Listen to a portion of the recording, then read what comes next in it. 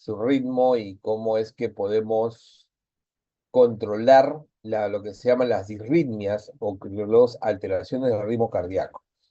Y por último, dentro de lo que es la cardiología de hoy, los hipolipemiantes, que si bien es cierto, la dislipidemia es una enfermedad que la ve también el endocrinólogo en general, en todo caso el internista es el llamado a ver ambas cosas, tanto arritmias como dislipidemia en conjunto, es prácticamente una parte importante de lo que es el manejo de la cardiología y la prevención de las enfermedades cardíacas hoy, ¿no? Entonces, primero veamos en qué punto estamos, ¿no? Y el punto en que estamos es, ya hemos hablado de los diuréticos, ya hemos hablado de los fármacos de hipertensión e insuficiencia cardíaca, de la enfermedad isquémica cardíaca, y ahora vamos a ver los antiarrítmicos y la dislipidemia. Con ello, el próximo jueves estaríamos dando el primer examen, ¿ya? El primer examen. Entonces, ya el día lunes, me imagino, tendré la confirmación de a qué hora y en qué aula, donde van a dar el examen. El examen siempre hay docentes que están en la facultad, que son los que van a tomar el examen, obviamente. Es una actividad muy sencilla. El examen lo preparo yo, se los envío. Y ya empezaríamos después con todo lo que es la parte de varios, ¿no? Esta parte de farmacología variada, donde tenemos la farmacología pulmonar, la parte, ¿no? De la farmacología gastrointestinal, los anticonceptivos, las enfermedades neoplásicas que son fundamentales y por último los trombólíticos. Esto de acá, esta clase la hago yo, esta clase la hace el doctor Bellodas, esta clase la hace el doctor Ochoa, esta clase la debe hacer el doctor Beltrán, que es oncólogo, y esta clase la va a hacer el doctor Ortiz. ¿Ok? Entonces es bastante variable. Acá es Beltrán y este es Bellodas. ¿Ya? Que ya lo conocen, que ya hemos tenido clase con él en el ciclo anterior. Bien, veamos entonces la clase de hoy. Si hay alguna duda, no, ¿no es cierto? Entonces, tenemos ya, las lecturas van avanzando. Este fin de semana tenemos la tercera lectura, no se olviden, ya fue enviado. Me deberían estar alcanzando el día de mañana el enlace y se los dejo. Acuérdense que tiene una ventana para realizarlo de 30 minutos y el examen dura máximo 15 minutos. Debería durar quizás los 10 en realidad, pero como son casos clínicos, ¿no? Damos 15 minutos para el desarrollo, ¿no? Son preguntas sencillas de control. Veamos entonces el concepto de las disritmias. Entonces, las disritmias van desde lo que es más sencillo, que es que la frecuencia cardíaca esté acelerada en forma anormal. Ojo que tú puedes tener taquicardia fisiológica, porque has hecho ejercicio, porque has tenido una emoción, ¿no? Y puedes tener bradicardia, que es la frecuencia cardíaca baja, o sea, esta es la frecuencia cardíaca baja, ¿no? Y es donde uno podría tener, ¿no? Los atletas en forma fisiológica podrían tener, ¿no? Y generalmente tienen, ¿no? Una frecuencia cardíaca. Se considera que la frecuencia cardíaca normal va entre 60 y 90, ¿no? Incluso en reposo. Y se considera que un paciente está en taquicardia generalmente cuando es clínicamente mayor de 100, ¿no? Y la bradicardia clínicamente cuando es menor de 60. Ahí sí, 60 es el corte. Si se dan cuenta acá puede haber una diferencial entre el límite de la normalidad y 100, porque en realidad el techo de la taquicardia es muy variable, ¿no? Es muy variable. Y hoy más de 100 ya uno llama la atención. Entonces la taquicardia puede tener un origen no fisiológico y podría ser relacionado a, por ejemplo, el que puedan tener fiebre, ¿no? Todo el que haga fiebre va a tener, y puede tener un trastorno, ¿no? O sea, no normal, como puede ser la fiebre, ¿no? Que te pueda provocar que el corazón se acelere. Y como mantienes el ritmo, esta es la P, ¿no es cierto? Mantienes el ritmo sinusal, entonces tienes acá tu onda P todavía, por eso se llama sinusal. O sea, quien está mandando el ritmo es el nodo sinusal. Por lo tanto, la taquicardia se llamará taquicardia sinusal. Entonces, si tú tienes, por ejemplo, fiebre, harás taquicardia sinusal. Si tienes hipovolemia, ¿qué significa eso? Que estás deshidratado o estás sangrando, o sea, la pérdida de volumen sanguíneo. También, obviamente, para mantener el gasto cardíaco, al haber menos volumen en la, en la, en la en la fórmula, definitivamente vamos a tener que tener, ¿no? En la fórmula vamos a tener eh, que elevar la frecuencia cardíaca para compensar esa falta de volumen, ¿no es cierto? La ansiedad, ojo que la ansiedad, alguien puede decir, bueno, la ansiedad siempre es un problema de patología. ¿Por qué? Porque la ansiedad que provoca síntomas ya no es la ansiedad. Uno puede estar ansioso en forma natural, pero la ansiedad que provoca taquicardia y que es una taquicardia de 130, 140, que incluso puede generar en algún momento dolor torácico, una angina, la ansiedad que produce hiperventilación y puede provocar en la persona, por ejemplo, eh, alcalosis respiratoria, puede provocar hipocalcemia secundaria a esa alcalosis respiratoria, puede provocar espasmo carpal, ¿no? En el paciente. Entonces, obviamente la ansiedad no es natural, no es algo que debamos naturalizar. Siempre la ansiedad puede llevar al paciente a problemas y a problemas a veces serios. Entonces, va dentro de lo que puede provocar. Dentro de todo lo que puede provocar la ansiedad, como que es incluso el paciente puede perder la conciencia en la alcalosis respiratoria, pues obviamente puede producir taquicardia sinusal. Para todo ello, si es que es necesario, por ejemplo, el control de la taquicardia sinusal, obviamente que uno trataría de controlar el problema de fondo, ¿no? Pero, por ejemplo, la fiebre, obviamente a nadie se le ocurre tratar de controlar la taquicardia. Uno le dará antipiréticos, ¿no es cierto? Entonces uno dará antipiréticos y para controlar la fiebre y por otro lado antibióticos si fuera infeccioso. En hipovolemia pues uno rehidratará, ¿no es cierto? Uno rehidratará.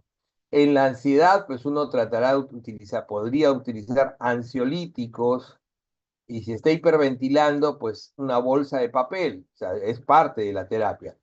Pero, por ejemplo, en el hipertiroidismo, que es en realidad un exceso de función de la hormona tiroidea que ya hemos estudiado, sabemos que ahí sí, el beta bloqueador puede ser necesario y va a ser necesario para controlar los síntomas de hipertiroidismo. Uno de ellos, la taquicardia y la hipertensión.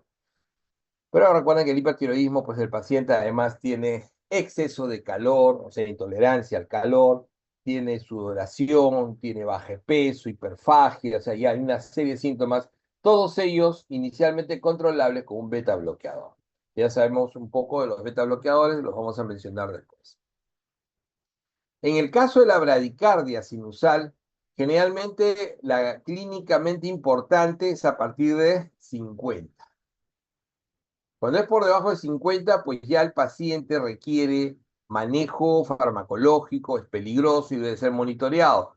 Y generalmente va a generar síndrome de bajo gasto cardíaco, así se llama, síndrome de bajo gasto cardíaco, donde el paciente puede tener como clínica, ¿no? Mareos, vahíos, estados presincopales, ¿no? El paciente pareciera que se va a desmayar, y el síncope, que es en sí ya el desmayo, como se suele decir en vulgo, ¿no? Entonces, generalmente eso ya se da, este síndrome de bajo gasto cardíaco se da por debajo de 40, entre 40 y menos de 40. Y ahí ya tenemos otro problema. En el caso de la bradicardia sinusal, que no es patológica al principio, pues fisiológico es típico de los atletas, nada.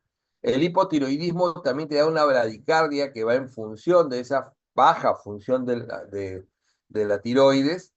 Generalmente se resoluciona con hormona tiroidea.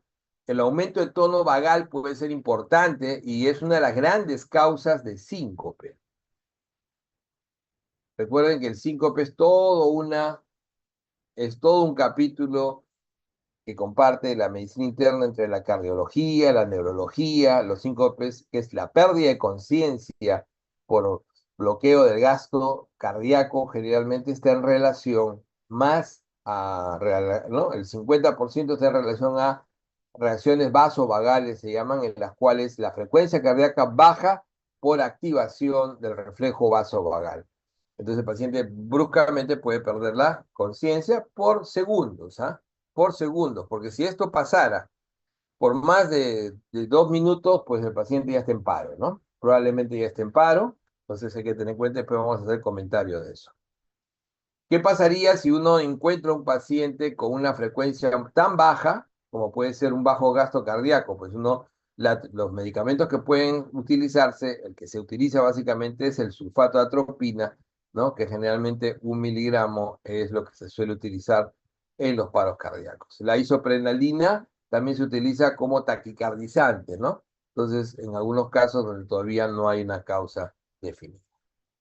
Esto es respecto acá. A pesar de que no hay alteración del ritmo, se estudia esto dentro de las disritmias, la bradicardia y la taquicardia. Porque el ritmo sigue siendo regular. Entonces, en senso estricto no son arritmias, pero son alteraciones del ritmo. Ya la arritmia tiene que ver con el hecho de que sean también sin alterar el ritmo, por ejemplo, el exceso de frecuencia cardíaca. Generalmente una taquicardia sinusal pues no llega a pasar de 140, ¿no? O una bradicardia no llega, como les decía, a bajar de 50.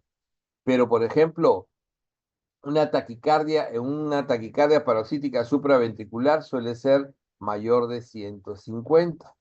Usualmente puede ser incluso hasta 180. Entonces, un ritmo muy rápido donde prácticamente ya no ves la P, pero sin embargo, es todavía, ¿no? Rítmico. Entonces, al ser todavía rítmico, uno considera como supraventricular porque todavía puedes, ¿no? Encontrar la P. Entonces, tienes frecuencias que van desde 150 y pueden llegar hasta 250, que es raro. El paciente va a tener como clínica palpitaciones, ¿no? Súbitas, bruscamente. Generalmente es gente joven. Hay más es mujeres, 6-1. Más, ¿no? Más se ven mujeres que varones. Y es generalmente gente joven, gente como ustedes.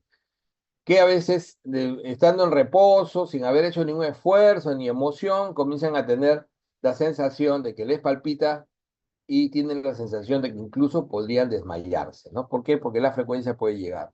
Generalmente una taquicardia supraventricular tiene que ver con un mal, ¿no? Un asa aberrante de reentrada, puede ser, y lo que requiere es básicamente como si le diera atropina, o sea, aumentar el tono vasovagal y para eso se hace el masaje del seno carotidio. Entonces, el masaje sobre el seno carotidio generalmente y eso puede bajar la frecuencia.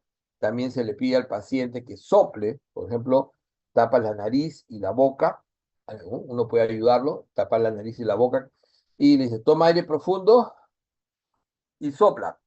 Sopla por la nariz y la boca, pero sin botar, o sea, tú aguántalo, ¿no? Uno bien entrenado lo puede hacer solo, pero a veces es mejor ayudarlo tapando la nariz, poniendo la mano sobre la boca, y se le sople, y ese efecto de Valsalva se llama, ¿no? Esa maniobra de Valsalva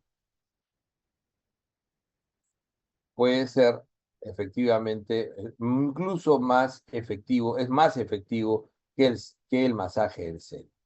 Obviamente que cuando esto no funciona y la taquicardia es muy alta y el paciente está ¿no? con tendencia ya a bajar la presión, el medicamento de elección es la adenosina, que ahora vamos a ver.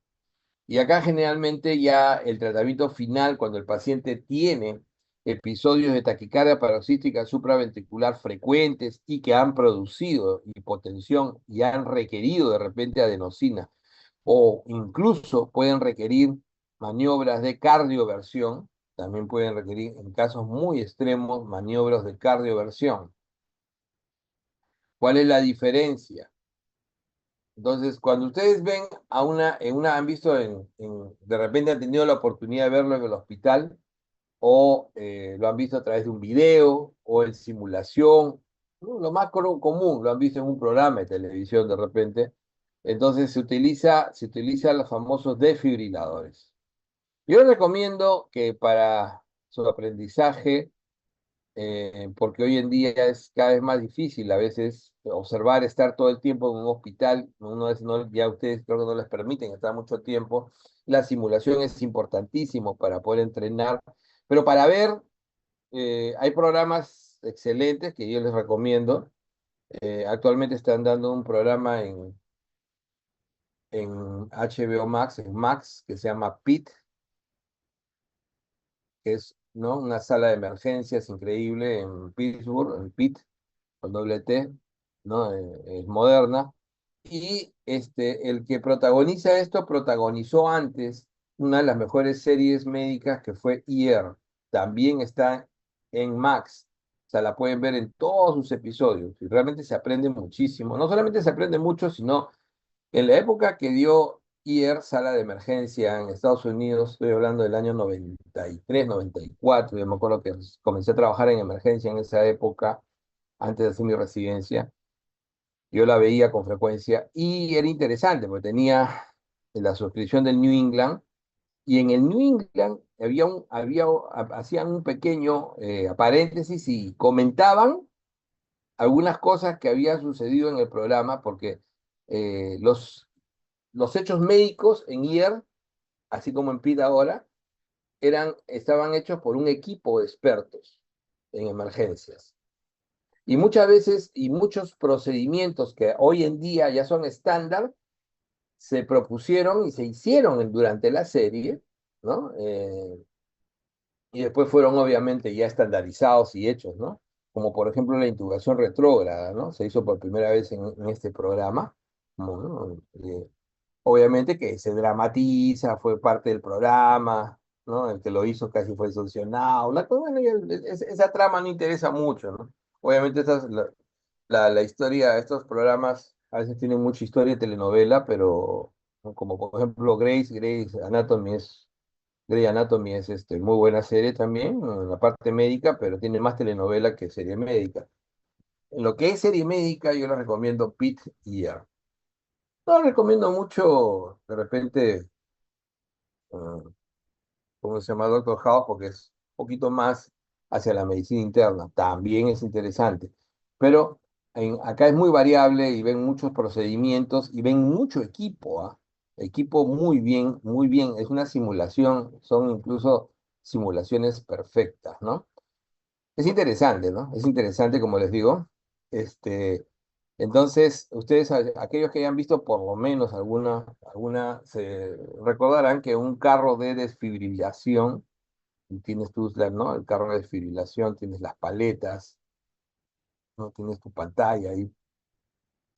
Entonces vas a tener, ¿no?, las paletas que las vas a utilizar en el paciente. Hoy en día incluso ya no se usan las paletas, se usan unos almohadillas que se pegan. Pero ¿cuál es la diferencia entre la cardioversión y la desfibrilación?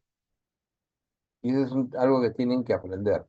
La desfibrilación se da en el paciente que está en paro cardiorrespiratorio, y cuando el paciente está fibrilando, cuando tiene fibrilación ventricular, no auricular, fibrilación ventricular. Entonces el corazón no está latiendo, el corazón está en movimiento sin latido. Entonces en ese momento metes un haz, ¿no?, de electricidad para que el corazón se detenga, porque todo, no hay, es como que todos los cardiocitos están en desorden total y ¡boom!, los paras un momento para que vuelvan a entrar al unísono, ¿no? Puedan coordinar, ¿ok? Para que tus fibras de coordinación funcionen. Entonces, eso es en el paro, la desfibrilación. ¿Cuándo entra el haz de luz, el haz de electricidad? En cualquier momento, en cualquier momento. Y la cardioversión, en cambio, el paciente, el corazón no ha parado. Y vas a meter también electricidad en menor cantidad de joules, generalmente empiezas con 60, con 100, ¿no? Generalmente se empieza con 50, 60, con 100, y ahí sí se mete, ¿no? Después del QRS, generalmente sobre la onda T, ¿no? De la repolarización. Entonces entra en post, claro. Tiene que estar sincronizado. Van a ver cuando vayan al hospital y vean un cardiovertor, ¿no? Un desfibrilador, bueno, el aparato se llama desfibrilador en realidad, porque es su principal función, que lo vean ahí, miren y van a ver un botón que dice sync, de sincronización. De por acá van a ver un botón así, bien importantísimo, que dice sync. Ese botón se tiene que prender cuando uno cardiovierte. ¿Por qué? Porque va a coordinar que la energía caiga exactamente después del QRS. ¿Qué pasa si la energía cae en el QRS? Produce una asistolia y lo mataste. Bueno, lo mataste si es que no tienes un intervencionista al lado que te pueda pues, poner un marcapaso en ese momento y hacer mal, ¿no? O sea, algo muy invasivo, ¿no? Nunca lo he visto. Sí he visto a mucha gente cometer el error y matar pacientes por no saber sincronizar. La primera vez que lo vi, me van a morir de risa, hacer una cardioversión sin sincronizar, se lo voy a hacer un cardiólogo, o sea, porque se den cuenta de que el cardiólogo a veces es el que puede equivocarse más, porque no está el cardiólogo 100% a veces entrenado en lo que es resucitación de un paciente, ¿ya? Entonces, miren la diferencia, ¿no? Entonces, la cardioversión sirve para que el corazón, por ejemplo, en este caso, que está en una taquicardia supraventricular intensa de 200 de frecuencia, entonces la niña ha perdido la conciencia, está hipotensa, por ejemplo, ¿no? Es una señorita de 20 años, hipotensa, con una presión de 8,4. En ese momento, pues no le vas a poner adenosina ni un medicamento, mucho menos le vas a hacer una maniobra de Valsalva porque está en ese momento desmayada, ¿no? Y el masaje, pues sería una ridiculez, ¿no? Entonces, ¿qué puedes hacer en ese momento? Agarras tu cardioversión, pones tu sincronización, le pones 100 joules y aplicas y ¡boom! Vas a bajar la frecuencia súbitamente de 200 a 80, 70, ¿no? Vas a entrar y vas a corregir el problema. Eso es la cardioversión. Dentro de estas taquicardias supraventriculares existe una que se llama Wolff-Parkinson-White, que tiene una onda delta, que es una reentrada clásica, o sea, el corazón, tiene ese corazón y tiene en el nódulo auricular, tiene un haz que hace una reentrada constante, es un bucle hacia el nódulo sinusal, produciendo, ¿no? Esa es la onda delta que se ve, y produce frecuencias incluso siempre mayores de 200, llegan a 250, 260, 280, y el paciente entonces, estos pacientes responden, por ejemplo, a calcio antagonistas, pero también responden a beta y sobre todo a la cardioversión y después la ablación. La ablación es el tratamiento final. ¿Qué significa esto? Se entra con un catéter se mapea toda la actividad eléctrica del corazón con electrodos por dentro, o sea, dentro del corazón, y se descubre el haz, y se va hacia el haz aberrante y se lo electrofulgura, o se lo fulgura con sonido, o sea, se lo quema, de tal manera que cortas el problema y sanas el corazón. Entonces, esto es las taquicardias, por ejemplo. ¿Qué medicamentos? Las arritmias pueden ser muy variables. Lo que hemos visto son taquicardias, que si tuvieran un ritmo anormal serían taquiarritmias, ¿no? Estas son las bradicardias, taquicardias. Realmente muy bien manejables. Pero, por ejemplo, lo que ya es disritmia, arritmia, ahí sí, cuando el ritmo es irregular y encima puede provocar taquicardia o bradicardia, pero el ritmo es irregular. Entonces, la arritmia más frecuente en el ser humano relacionada básicamente al envejecimiento del miocardio, ¿no? Al envejecimiento, a la enfermedad coronaria, o al daño que puede producir, antiguamente producía, por ejemplo, la fiebre reumática sobre el corazón, es la fibrilación auricular. Esa es la arritmia más frecuente del ser humano. Y la fibrilación auricular quiere decir que desaparece la onda P. Entonces, lo que fibrila es la aurícula, no el ventrículo. La fibrilación ventricular da paro. Entonces, la aurícula es lo que fibrila. Entonces, aparecen ondas, ¿no? Ondas P primas, pero no hay onda P realmente que organice el ritmo. Por eso que es irregular. ¿Se dan cuenta? Miren acá, así, ¿no? Totalmente irregular. Entonces, ¿cuál es el problema de que no haya onda P? Si no hay onda P, no hay llenado rápido auricular. ¿Se acordarán ustedes de sus clases de fisiología? Y si no hay llenado rápido, acuérdense que la onda P lo que representa es la contracción auricular. Entonces, al no haber contracción auricular, todo el llenado del ventrículo se hace simplemente por diferencia de presiones. O sea, es pasivo. No hay la fase final de la contracción auricular. Y por lo tanto, ¿qué pasará entonces en las aurículas? Pues las aurículas irán llenando, irá quedando sangre, ¿no es cierto?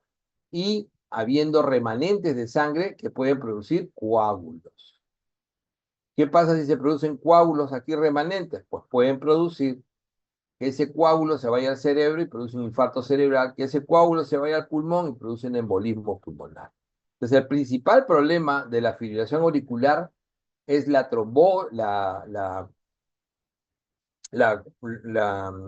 migración de coágulos, ¿no? Que va a producir, o sea, que va el riesgo, ¿no? De que el paciente al final va a tener, ¿no? Infartos cerebrales, ¿no? O puede lanzar un coágulo a cualquier parte del cuerpo. O sea, lo más frecuente es que sean infartos cerebrales, pero puede producir un infarto mesentérico, puede producir un infarto pulmonar por embolismo pulmonar, incluso a una zona distal de una pierna, puede irse eh, hacia el sistema arterial periférico y producir, por ejemplo, la muerte de una parte del brazo, de la pierna, etcétera. Entonces, es el problema trombótico el que va a generar. Entonces, el primer problema, obviamente, es la ausencia del ritmo y de la ausencia de la contracción auricular, ¿no? Y que hace un corazón que obviamente no va a ser, va a comenzar a perder capacidad, pero dilatación de las aurículas, pero el principal problema final va a ser la migración de trombos. Generalmente la fibrilación auricular se da en pacientes adultos mayores, estamos hablando, ¿no? De aquellos que pasan de los 65 años, hipertensos, con infarto de miocardio, enfermedad coronaria, miocardiopatías, cirugías cardíacas, estenosis mitral. Antiguamente la causa más frecuente era fiebre reumática, pero hoy en día la fiebre reumática ya es más rara. La clínica, como sabemos, es que puedes encontrar el pulso deficitario. Entonces tú tomas el pulso, ustedes les enseñaron seguro a tomar el pulso y vas a notar que el pulso es regular y es fuerte, tiene la misma potencia, no salta igual. De repente vas a notar que salta menos, uno salta más, uno más fuerte e irregularidad. ¿Qué se hace cuando descubres una fibrilación auricular? Que en el electro te das cuenta, clínicamente te das cuenta por el pulso deficitario e irregular, y en el electro te das cuenta por esto, ¿no? Por la ausencia de una P regular. Entonces, lo primero que vas a hacer es control de la frecuencia. ¿Por qué? Porque uno de los primeros grandes problemas que genera este tipo de arritmia es que el paciente puede hacer respuesta, así se llama, respuesta ventricular alta. Lo más frecuente es que sea alta, después puede ser baja. Y si hace respuesta ventricular alta, pues lo que, o sea, así se llama, ¿no? Fibrilación auricular con respuesta ventricular alta. Si hace esto, lo que produce es una taquicardia. Entonces tú vas a entrar a tu emergencia, un paciente con taquicardia irregular, y le haces su electro y descubres que es una fibrilación auricular. Entonces lo primero es controlar la frecuencia. Entonces, que baje de 100, que baje de 100. Esa fibrilación auricular con respuesta ventricular alta. Y después es prevenir que los coágulos puedan viajar hacia el cerebro y entonces aplicas score de riesgo. El score más utilizado es el score de Chas-Basque, así se llama, ¿no? Pueden visitar poner eso en cualquier sitio y les va a aparecer cómo se hace un Chas-Basque. Los scores son básicamente, ¿no? Hacer una serie de preguntas y decirle, bueno, tiene esto, no tiene, es diabético, no es diabético, ha tenido antes infarto cerebral, no ha tenido, pum, pum, pum, pum, pum. Si tienes 2 o más puntos, lo anticoagulas de por vida. Si no llega a eso, pues no lo anticoagulas. ¿Se dan cuenta? Y el riesgo de anticoagulación, ¿no? También se aplica el score de Hasbled para el riesgo de la anticoagulación en estos pacientes. Este Chas-Basque es el score para decidir si el paciente se anticoagula o no, la anticoagulación. Entonces, prioridad su beta bloqueador, generalmente lo que se utiliza para el control de la frecuencia, también lo puedes hacer con calcio antagonista o digoxina. Si el paciente viene con una frecuencia muy alta, con hipotensión, y no lo puedes controlar con fármacos, cardioversión eléctrica, ya sabemos qué es, pero si es que lo haces con las drogas, haces cardioversión farmacológica. Esto es control de frecuencia. Pero la cardioversión farmacológica se suele hacer ¿con qué drogas? Con flecainamida, propafenona. Y eso son drogas que una vez que lo has controlado, le sigues dando al paciente para que siga cardiovertido. Entonces al paciente le controlas primero la frecuencia. De ahí tratas de meterlo nuevamente en sinusal. Cuando el paciente es crónico, ya no puedes meterlo en sinusal, porque hay un riesgo, no lo puedes meter inmediatamente, porque hay un riesgo de que al meterlo en sinusal, pues lances un trombo. Entonces dices, mira, doctor, lo metimos en sinusal. Mira, tu paciente está en coma. ¿Pero qué pasó? Es que no hiciste bien tu historia. Tu paciente era un fibrilador crónico y al momento que lo metiste a sinusal, pues esa aurícula comenzó a contraerse y los coágulos que tenía adheridos a su pared, que no se contraía hace meses, ahora, ¡boom!, fueron lanzados, se fueron al cerebro y le produjiste un infarto cerebral. Los peores infartos cerebrales no son por ateromas, sino son por coágulos que vienen del corazón. Y la principal causa de coágulos del corazón es la fibrilación auricular. Entonces uno tiene que tener mucho cuidado. Menos de 48 horas, agudo, ahí sí puedes hacerlo. Cardiovertir y meterlo en sinusal, a ritmo sinusal. Tratar de meterlo en ritmo sinusal. Pero más de 48 horas necesitas una ecocardio transesofágica que te asegure que en las aurículas no hay ningún coágulo. Y si encuentras coágulo, pues primero lo anticoagulas al paciente, le haces seguimiento hasta que desaparezcan los coágulos, y una vez que desaparecen los coágulos, recién lo cardioviertes y lo defines hacia lo que es ritmo sinusal. ¿Se dan cuenta? Entonces, donde la farmacología entra acá, entra en el control, entra en la cardioversión y entra en la anticoagulación. O sea, la fibrilación auricular tiene 3 pasos del medicamento. O sea, el medicamento primero para el control de la frecuencia cardíaca, segundo para la cardioversión, sea eléctrica, incluso también se utilizan medicamentos después, y por último, para la anticoagulación, si es que la mayoría se va a anticoagular. Muy pocos tienen la suerte de no requerir una anticoagulación crónica. Los bloqueos AB se estudian en este capítulo a pesar de que lo que producen son bradicardias, pero no arritmias. El ritmo suele ser regular. Pero lo que pasa es que puedes tener bloqueos auriculoventriculares, eso no sabemos, ¿no? El corazón tiene acá el nódulo sinusal, el nódulo auriculoventricular, y si la conexión entre estos dos tiene algún nivel de bloqueo farmacológico o, lo más frecuente, un bloqueo por daño estructural, puedes tener un bloqueo de primer grado, que no es grave, que es que la onda P está más alejada de lo usual, ¿no? Más de 0,20.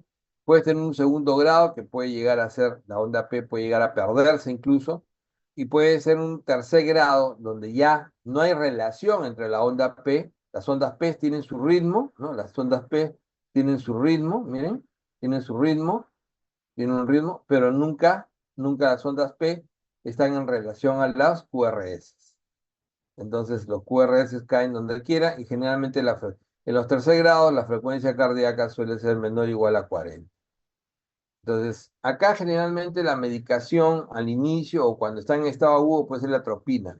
Pero acá lo que más se va a dar es el uso de marcapasos definitivos. Vamos ya a la peor arritmia.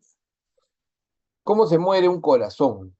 Entonces, como dicho de otra manera, cómo se muere una persona, ¿no? Entonces, si bien es cierto, nosotros somos cerebro, nuestro cerebro rápidamente se desconecta si es que no tiene glucosa y no tiene oxígeno. Entonces, la hipoglicemia es uno de los grandes problemas que pueden desconectar tu corazón, tu cerebro rápidamente, apagarlo. Y lo otro es la falta de oxígeno. Y esa falta de oxígeno rápidamente cae si no hay una presión, ¿no? Intracerebral adecuada, o sea, si no hay una presión arterial. Entonces, rápidamente, si tú le deja de llegar flujo sanguíneo, el corazón, el cerebro, ¡pac!, se apaga, rapidísimo. Obviamente no te has muerto, porque tienes 3 minutos y medio aproximadamente hasta que el cerebro comienza ya, las neuronas empiezan a morir en forma masiva y ya te puedes volver irrecuperable.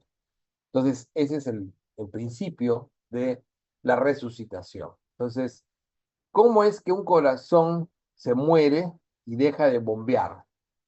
¿Cómo es que todos nos vamos a morir y el corazón va a parar un momento? Lo primero es que el corazón, cuando está muy enfermo, se desorganiza, y recuerden que la gran bomba son los ventrículos. Los ventrículos son la gran bomba. Entonces, la gran bomba son los ventrículos. La aurícula, ya saben que se contrae básicamente para llenar los ventrículos, pero los ventrículos botan la misma cantidad de sangre por minuto, ¿no? Para oxigenarla, ¿no? Circulación derecha, o para, ¿no?, llevar la sangre oxigenada al resto de la economía a través del ventrículo izquierdo. Obviamente el ventrículo izquierdo es más grande, es más fuerte, porque requiere llevar la presión hasta la punta de los dedos, textualmente. Entonces, para que eso suceda, pues hay todo un ritmo.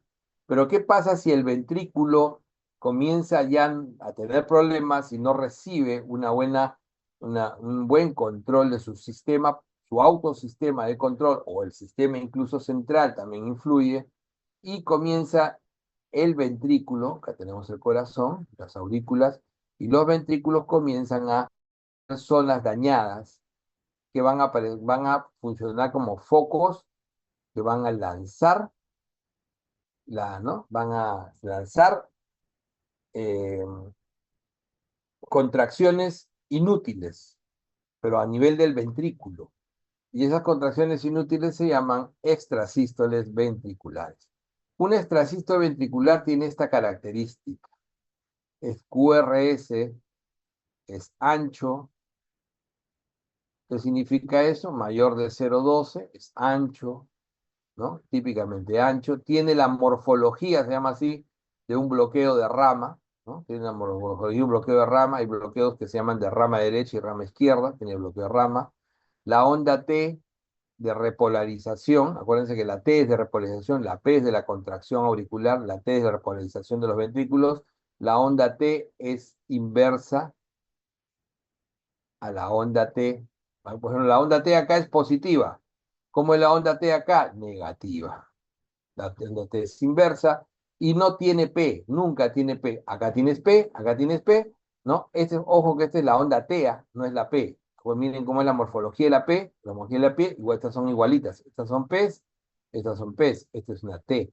¿Dónde está la P acá? No existe, no tiene P, no P. Esa es una extrasístole. Entonces, una extrasístole a ustedes les puede aparecer. Si les hacemos una prueba de esfuerzo, por el hecho de que ya en 8 METs, cuando ya están en el máximo, están corriendo a velocidad en la máquina, pues obviamente ya comienza a no llegar bien el oxígeno, o es lógico, ¿no? Eso no produce ningún daño, pero el corazón se va a resentir y en un momento un grupito que no le está llegando oxígeno lanza una contracción, una extrasístole, y aparece en el electroextracito y ustedes se van a asustar pensando de que les está pasando algo grave. No es así. Entonces, eso es lo típico en esta situación. Entonces, estas extrasístoles, ¿qué pasan si después de una extrasístole viene otra sístole más? Ah, eso ya no es bueno, ya. Es una dupla. Y si viene otras más, es una tripleta. Entonces, si son varias extrasístoles, ya aparece la taquicardia ventricular. Una extrasístole, dos, tres, cuatro, miren, aparecen de esta forma ya. Entonces, la taquicardia ventricular ya es extrasístole, extrasístole. Cada vez que aparece una extrasístole, obviamente no puede haber contracción. Entonces, si yo tengo una, dos, tres, y comienza a aparecer, dura 10, 15, 20 segundos, pues durante ese periodo no hay ninguna contracción. El paciente empieza a ponerse mal, se marea, ¿no es cierto? Y de pronto, si esta taquicardia ventricular se sostiene, ¿qué significa eso? Supera los 30 segundos, pues entonces ya entra en paro. Entonces, una taquicardia ventricular no sostenida todavía es que sale así, sale nuevamente, nuevamente aparece su QRS normal, nuevamente entra, ¿no es cierto? Esa sería la no sostenida, antes de los 30 segundos. Se mareó todo, pero de pronto, ay, ya me siento mejor, ¿no es cierto? Pero si se sostiene, entonces entra lo que se llama taquicardia ventricular sostenida. Entonces, esa es una forma en que el corazón para.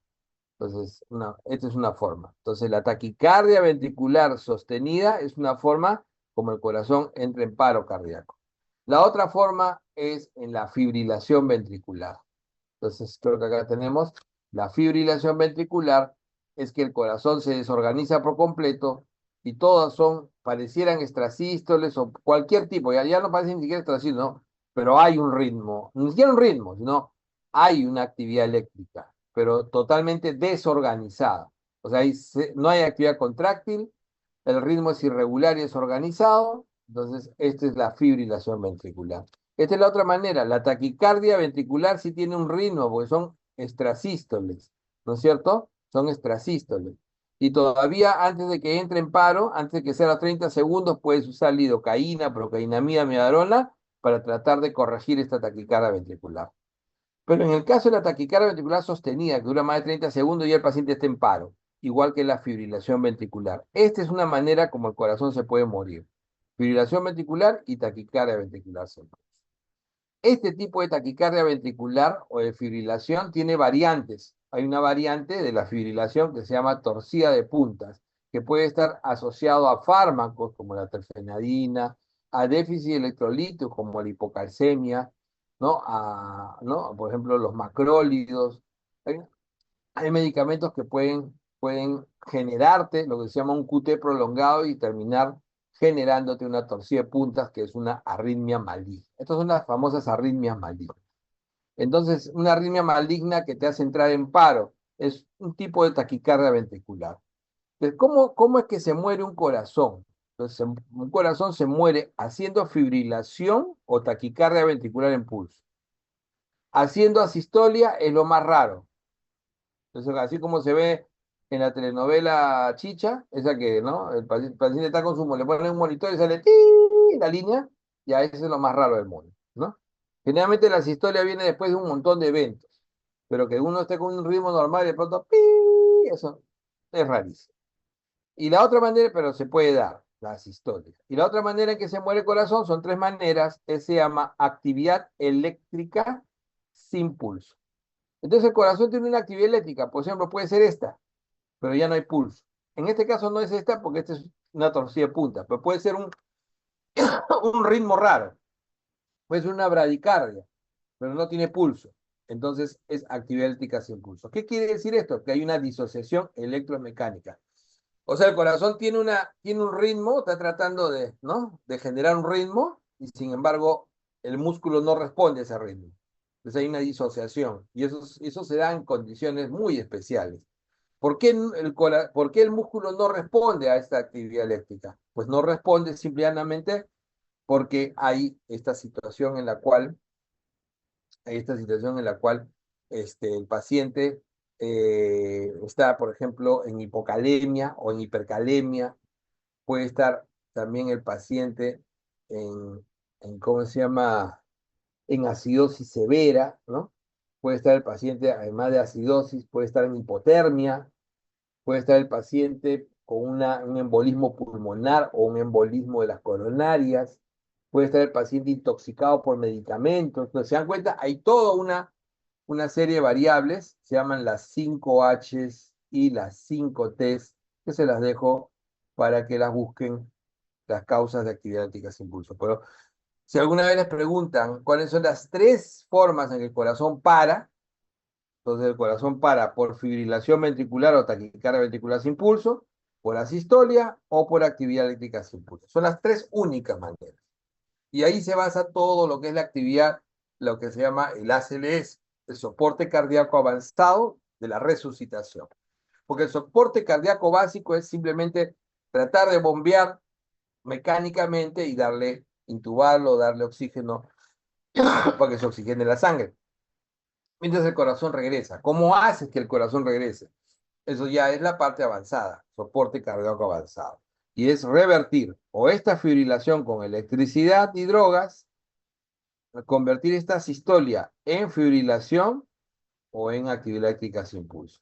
O es descubrir si es que es una actividad eléctrica sin pulso y revertir las 5 Hs o las 5 Ts que suelen producir la actividad eléctrica sin pulso. Si está en hipotermia, lo tienes que calentar. Por ejemplo, el paciente llega con 24 grados.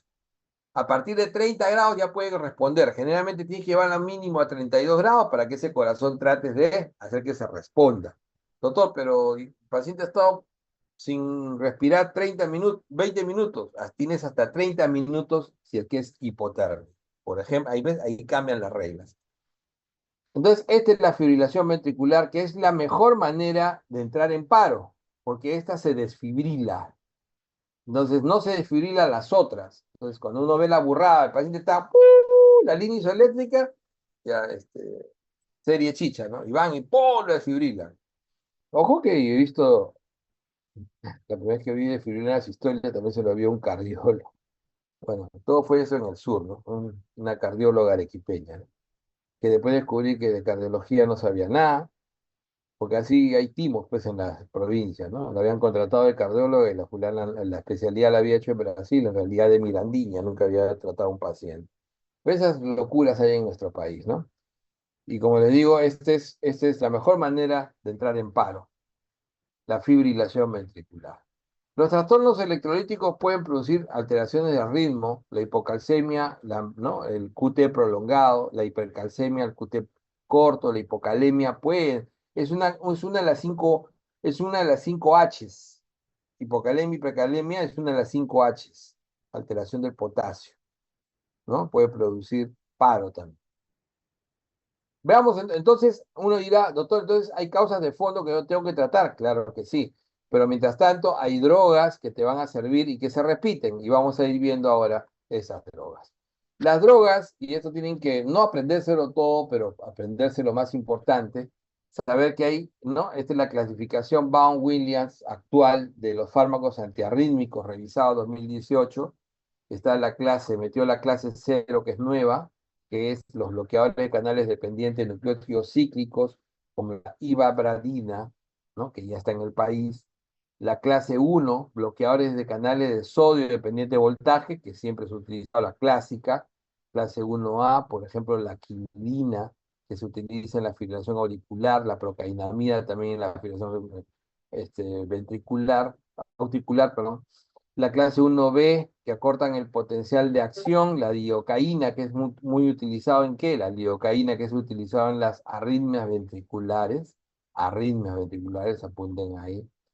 ¿No? La 1C, que producen disociación lenta, por ejemplo, que también se utilizan en la fibrilación auricular para devolver ritmo, la propafenona, la flecainamida. La 1D, ranazolina, que es realmente muy poco usado, no está en el país.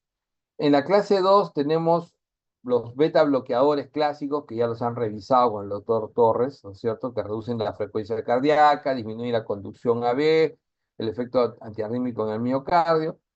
Los no selectivos, o sea, con acción alfa y beta, carvedilol, muy utilizado en en la insuficiencia cardíaca, el propranolol, nadol, y los selectivos como atenolol, bisoprolol, que también son muy utilizados, esmolol. Ahí tenemos los 2B, que son beta no selectivos, los 2C, como los utilizados, por ejemplo, en paro, como es la atropina, esta es muy utilizada la atropina, Las drogas de paro cardíaco son básicamente, cuando está en paro, la adrenalina, para tratar que el corazón vuelva a producir un ritmo, la adrenalina, la atropina, son las drogas de paro, y también se utiliza en algunos casos la amiodarona, pero en casos muy específicos. Pero estos son siempre, cuando un paciente está en asistolia, por ejemplo, ¿qué haces? Doctor, le voy a hacer solamente masajes. No, le pones adrenalina, atropina, los dos, a ver cuál funciona. Le da masajes, no pasó nada ya, nuevamente darle un nuevo round, le llaman, ¿no? Atropina, adrenalina. Hasta 3, algunos usan hasta 5 veces esas rondas, ¿no? Y si no responde el corazón, pues ya no va a responder a nada. Por eso digo, generalmente el paciente con asistolia ya está muerto. Tiene lo de clase 2D, la digoxina, uno de los antiarrítmicos más antiguos.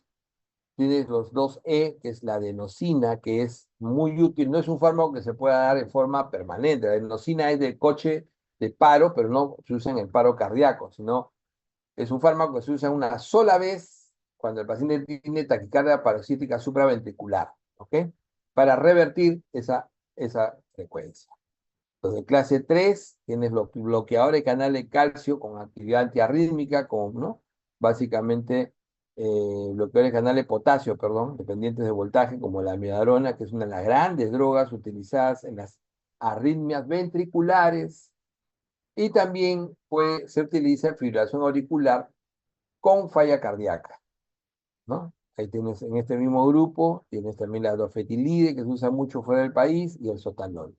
Los 3B son muy poco utilizados. Los clase 4, bloqueadores de canal de calcio, como mencionaba hace un momento, sobre todo el diltiazem y verapamilo, que controlan frecuencia cardíaca.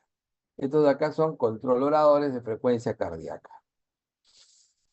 Entonces, ahí tenemos, algunos fármacos tienen doble clasificación. Veamos ahora algunos de los fármacos. Por ejemplo, la disopiramida. La disopiramida tiene indicaciones en arritmias, ya sabemos lo que es, una arritmia supraventricular y con mayor frecuencia ventricular. Las supraventriculares, ¿no? Generalmente son aquellas que se producen en el nódulo sinusal o en el nódulo auriculoventricular, ¿no? Puedes utilizarlo, pero más se utiliza con mayor frecuencia en las arritmias ventriculares, que ya sabemos que son las que no producen contracción.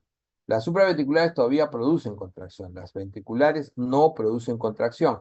Entonces, cuando tú tomas el pulso, vas a sentir una pausa. O sea, tú pones el estetoscopio y estás escuchando, el paciente, ¿no? Estás escuchando el ritmo y dice tum, tum, tum, de repente tum, tum, tum, más fuerte o diferente, tum, tum, tum, tum, otra vez, tum, tum. Ese tum no lo sientes como pulso. Doctor, yo escuché que había sí, pero no sentí pulso. Ah, ese es típico clínicamente de una extrasístole ventricular. Entonces, ¿dónde actúan? Siempre recordar, ¿no? Actividad a nivel de qué fase, ¿no? La fase 0, la fase 1, 2, 3 o la 4. La actividad, ¿no? Simpática, la repolarización rápida, el plató, y lo que es la fase de depolarización rápida, la fase 0. Entonces, mecanismo de la disopiramida reduce la tasa de despolarización de la fase 0.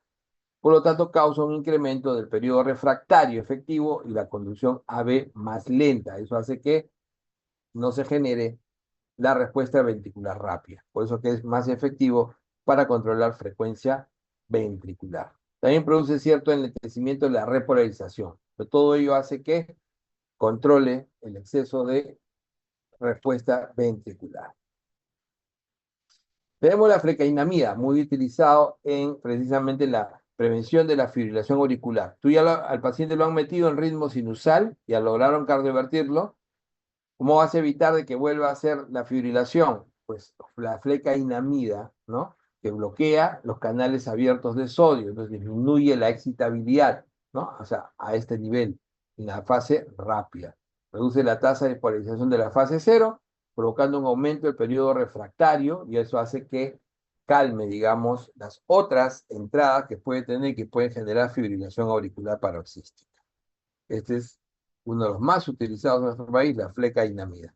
También es útil en la arritmia ventricular grave que no responde a otros agentes porque también, ¿no? Al final controla esta fase rápida.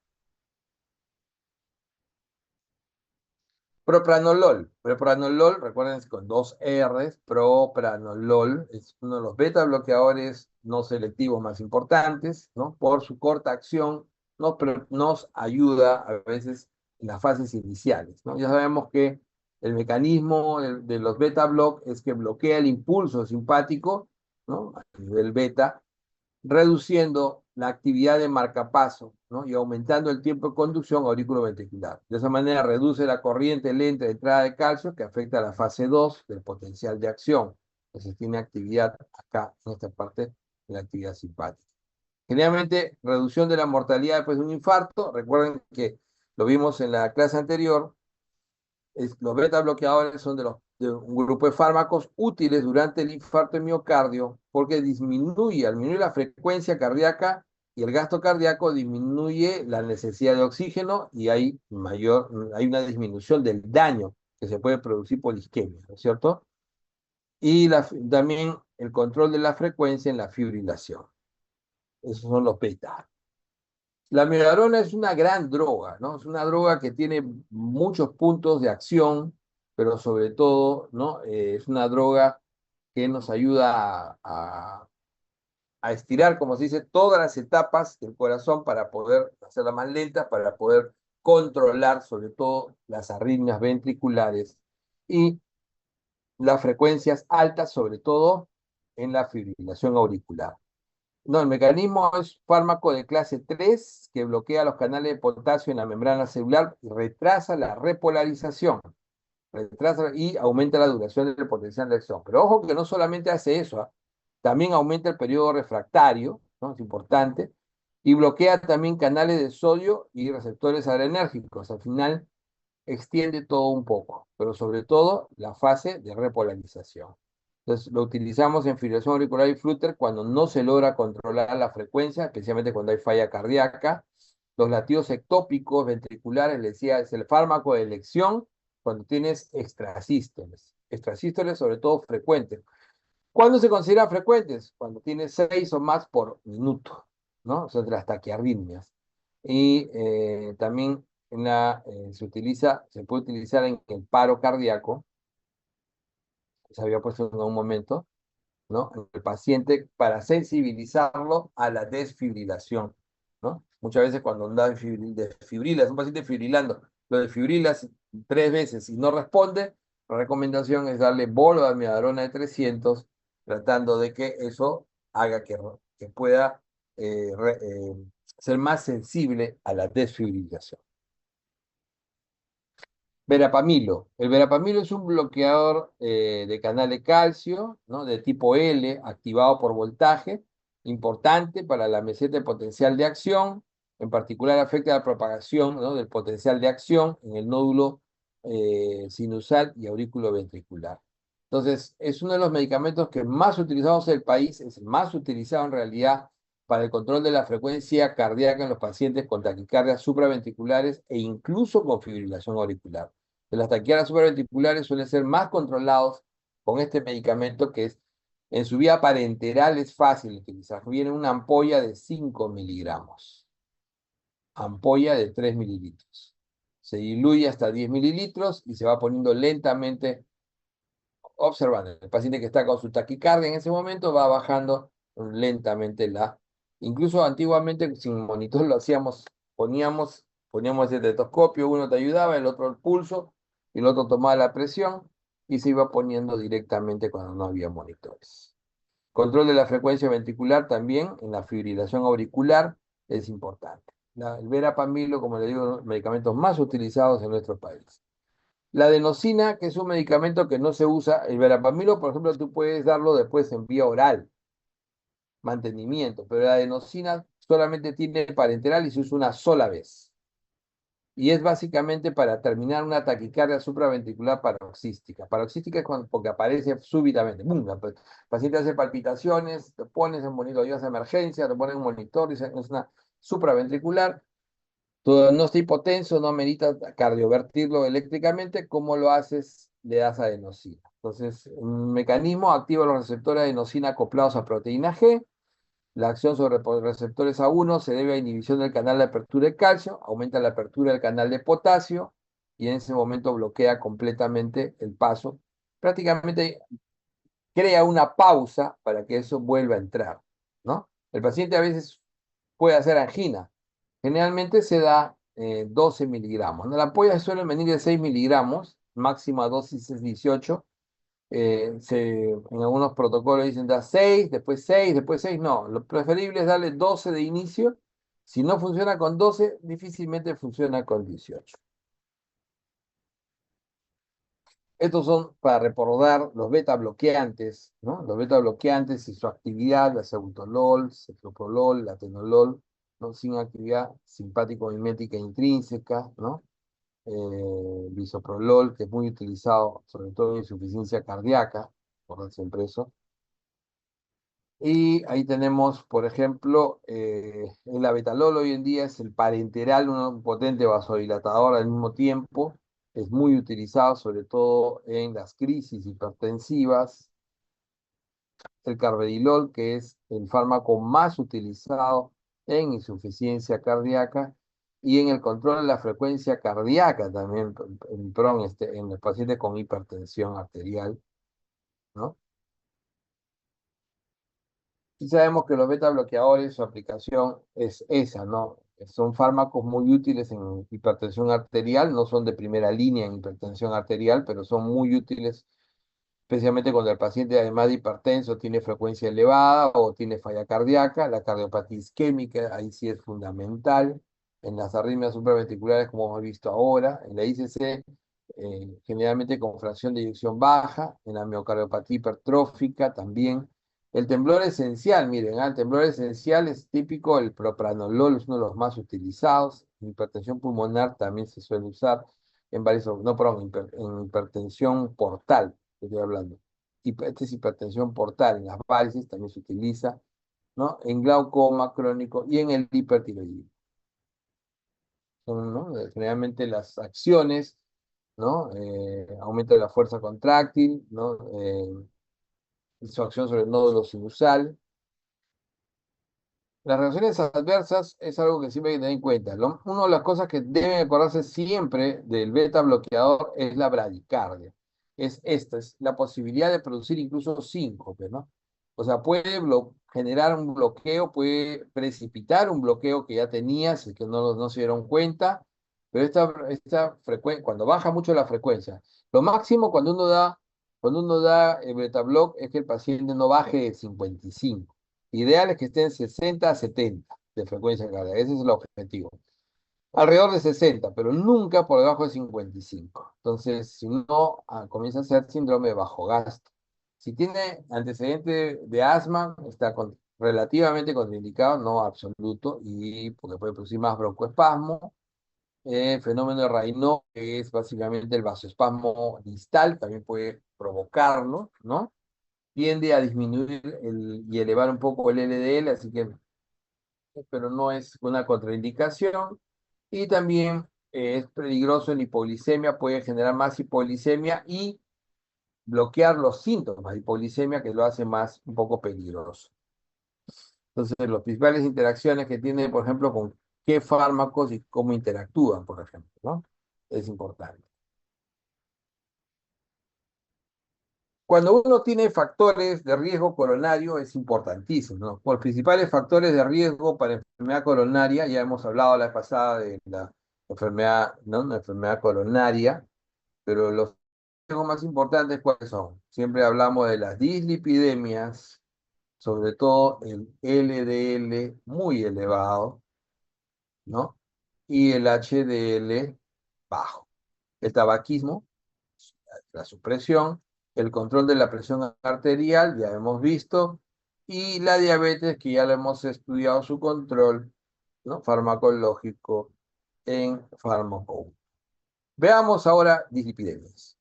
Las dislipidemias son la causa más importante de ¿qué? De aterosclerosis, y condiciones que inducen esto van a conducir básicamente la aterosclerosis. ¿A qué nos puede conducir? A cardiopatía coronaria, enfermedad cerebrovascular con infartos cerebrales y a enfermedad vascular periférica. Son los tres grandes problemas de vasos grandes, básicamente.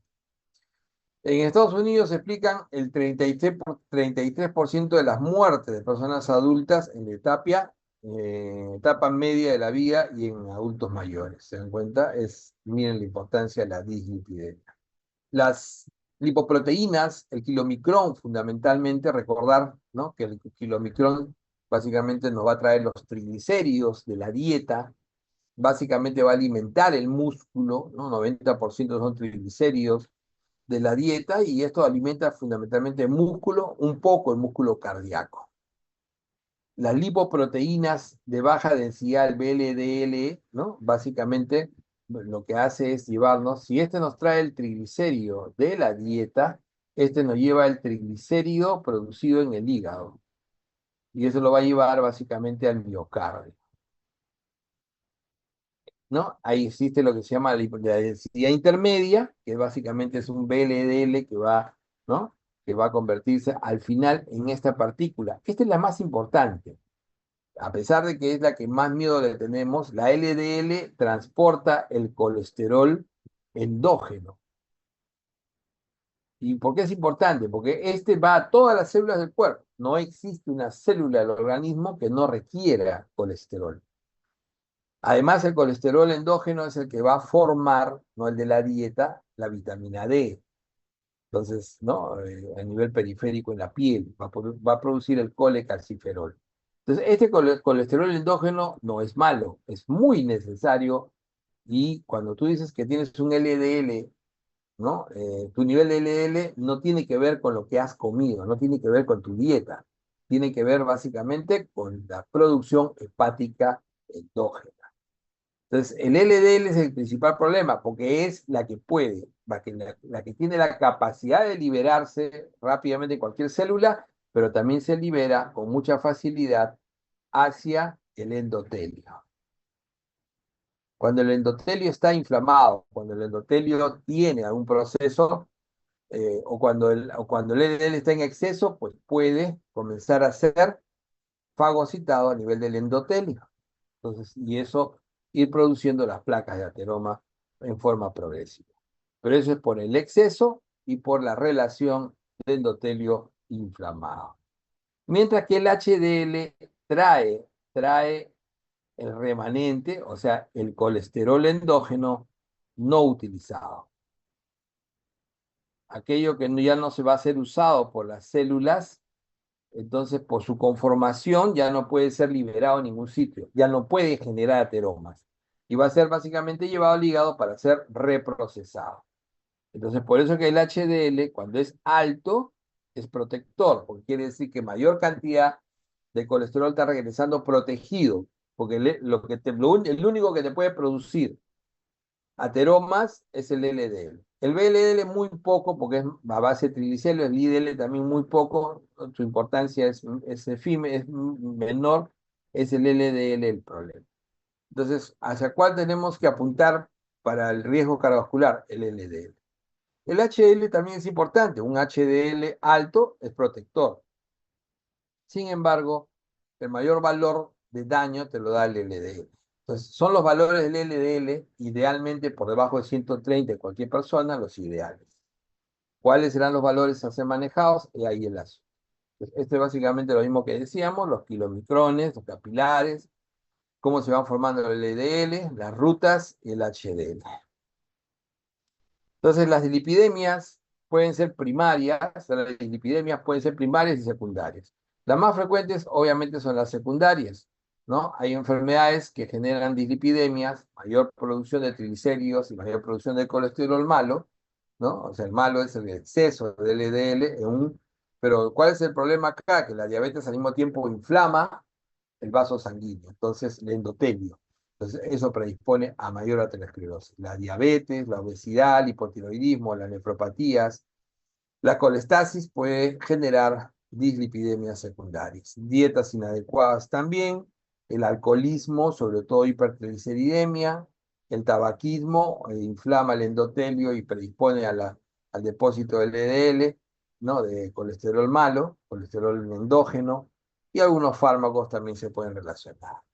Las primarias que son más raras, pero existe, por ejemplo, lo que se llama la hipercolesterolemia familiar combinada, ¿no? Que es quizás una de las más frecuentes.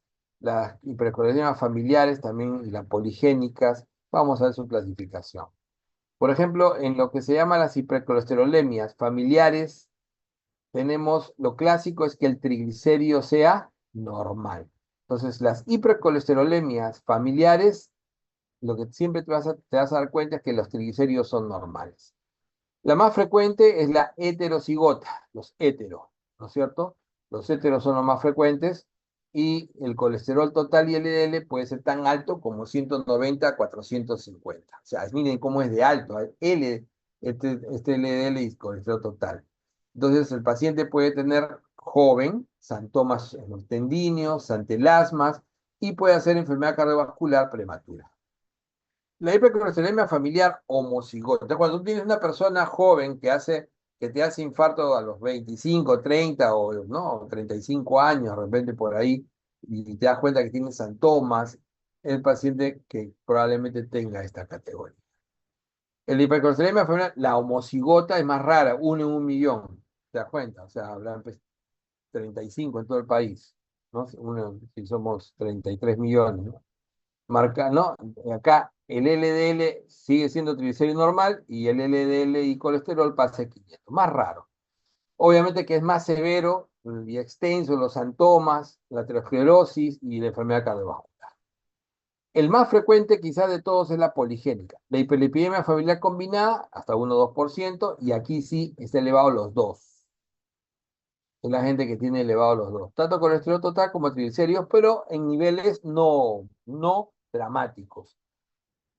Puede haber algunos antelasmas también, pero este tiene ambos, ¿no? Y esto generalmente, si no hay diabetes, esta es la más clásica. En cambio, la poligénica, que es la más frecuente, vas a tener también triglicérido normal, pero el colesterol y el LDL no suele pasar de 250. Esta es la que más ves en realidad. Y no todos hacen enfermedad cardiovascular. Algunos la hacen en forma prematura, pero no todos. Generalmente los que pasan de 190. Y estas son ya las más raras. Entonces, quedamos en que el colesterol de la dieta no es lo importante. El triglicérido de la dieta tampoco es importante. Generalmente la hipertrigliceridemia de problemas es la que se genera también en el hígado y está en relación al exceso de carbohidratos. Entonces, el VLDL va a estar muy alto. Entonces ahí sí hay que controlarlo de otra manera. Pero en el caso de, el LDL, que es el gran problema, ¿cómo formas el colesterol endógeno? Lo formas básicamente a partir de ¿no? A partir del acetil-CoA, ¿no? La hidroximetilglutaril coenzima A, mevalonato, en todo este proceso para formar el colesterol. ¿Ok?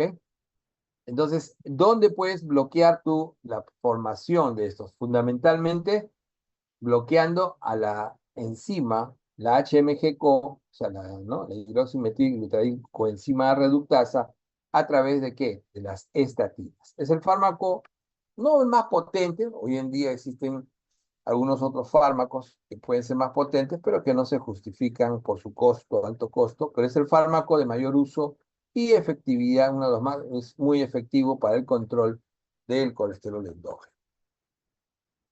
Entonces, el mecanismo de acción de las estatinas son que disminuye la concentración de ¿qué? De LDL, ¿no? Gracias a la fracción, ¿no? A la fracción similar de ácido mevalónico que inhibe competitivamente la reductasa del HMG-CoA, ¿no es cierto? Aumenta la expresión del gen de receptor LDL en respuesta a la caída del colesterol libre en los hepatocitos. Eso también es un efecto radiológico muy bueno. Y el mayor número de estos receptores en membrana del hepatocito hace que aumente la eliminación de LDL colesterol desde la sangre. Entonces tiene ese doble efecto. Disminución de la concentración de triglicéridos, también las estatinas, los estatínicos disminuyen la concentración de triglicéridos, generalmente cuando están por encima de 250, y menor síntesis de colesterol inducida por estatínicos reducen también el VLDL del hígado. O sea, todo va a ser controlado suficientemente con las estatinas. También hay efectos en la concentración de HDL. En enfermos, las cifras normales observan un aumento incluso del 5 y 10% con algunos de ellos, y efectos en la concentración disminuyen entre un 20 a 55% dependiendo del tipo. Por lo tanto, las estatinas son eficaces en casi todos los enfermos con niveles altos de LDL, excepto en la hipercolesterolemia familiar homocigota. ¿Pero cuántos son los homocigotos? Uno en un millón. Nuevamente, el mismo esquema, revisen. Y la terapia con estatinas, hoy en día tenemos en el país estas tres estatinas: la atorvastatina, la rosu y la simvastatina. Las otras todavía puedes conseguir por ahí a veces lovastatina o pravastatina, es rarísimo, ya no se usan mucho. ¿Por qué no se usan mucho? Porque en realidad las terapias con estatinas son de alta intensidad o de moderada intensidad. Y con estas tres drogas puedes hacer lo mismo, ¿ok? Entonces, con la misma atorvastatina, que es el fármaco que más vamos a usar, de moderada intensidad, das 10 a 20 miligramos al día, más o menos 20 al día, generalmente se dan en las noches, ¿no es cierto? Rosu sería 10. En el caso de alta intensidad, la atorvastatina lo das entre 40 y 80. Aquí sí, yo prefiero dar 40, generalmente en las noches, 80 en los que han tenido muy temprano prevención secundaria y muy tempranamente enfermedad cardiovascular, puede ser, pero el gran problema es que dosis muy altas suelen producir dolores musculares y efectos adversos. La ROSU, 20 a 40.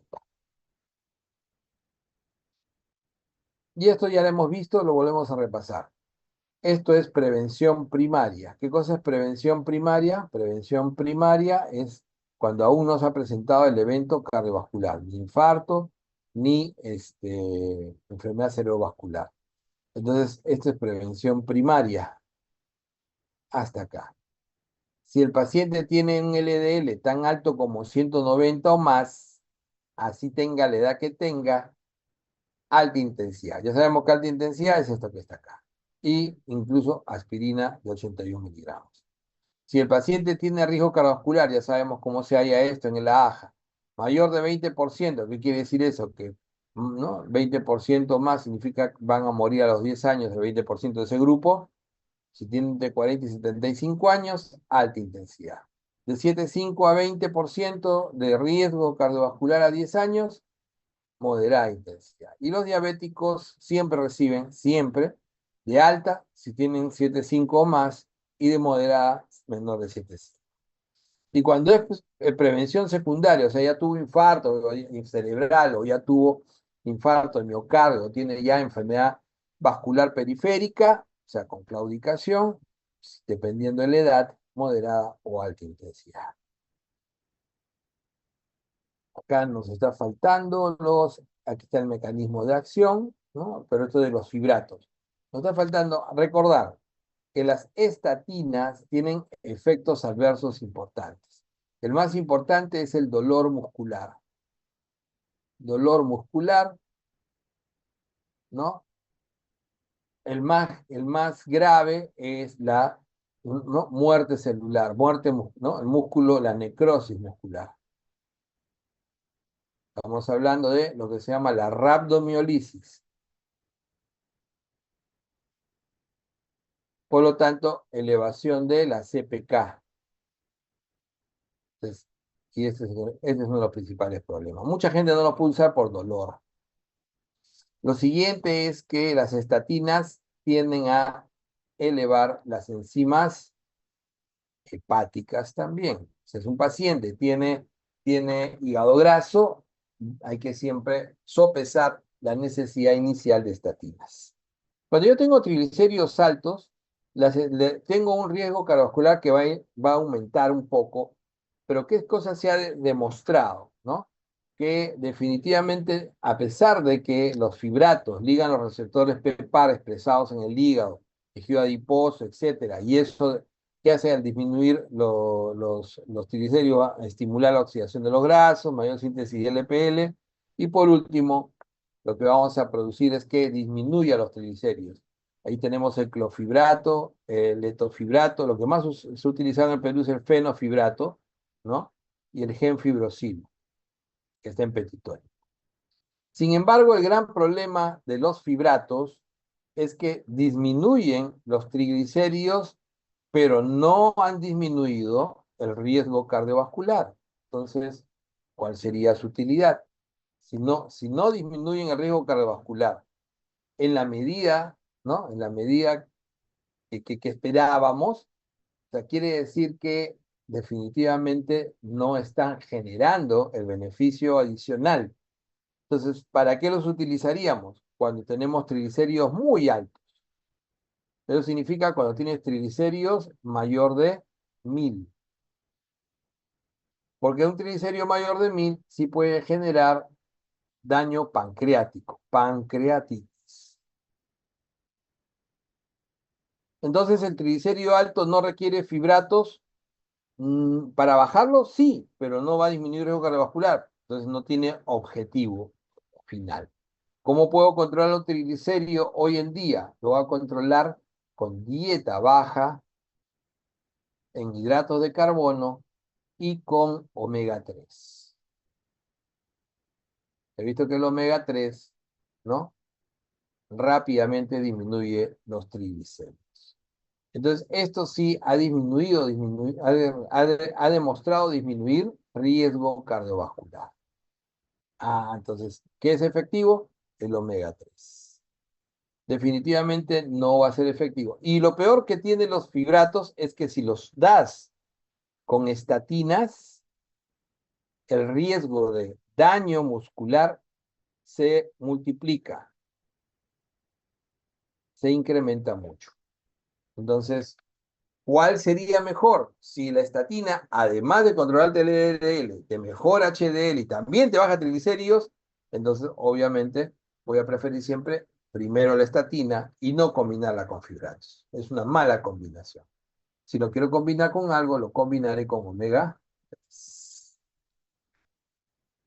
Muy bien, chicos. Entonces, recordar básicamente mecanismos de acción, recordar sobre todo los procesos, los mecanismos, y no sé si tienen alguna pregunta.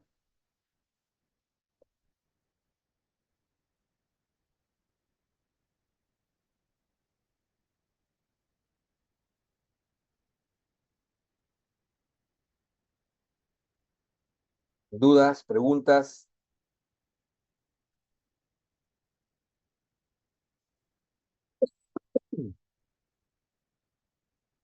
Si no hay ninguna pregunta, me van a disculpar, yo tengo una actividad justo a las 9. Déjenme cualquier duda con su delegada, que me escriba, no hay ningún problema, si es que surge después.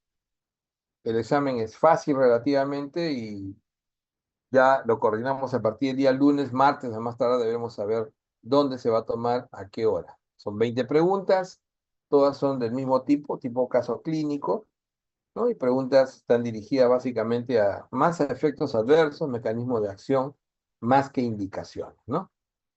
También a veces indicaciones, pero sobre todo efectos adversos y mecanismos de acción es lo que más me interesa. Muy bien, Ya, doctor, muchas muchas gracias. gracias.